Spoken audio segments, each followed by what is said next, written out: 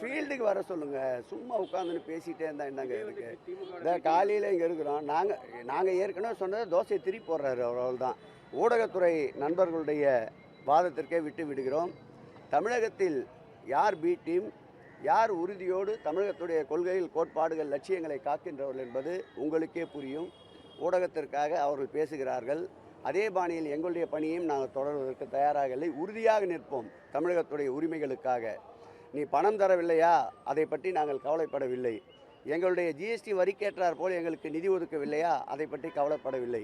வெள்ள நிவாரணத் தொகை கேட்டதில் 100ல் 5 மடங்கு கூட இந்த தமிழகத்திற்கு நீங்கள் அளிக்கவில்லையா, அதை பற்றி நாங்கள் கவலைப்படவில்லை.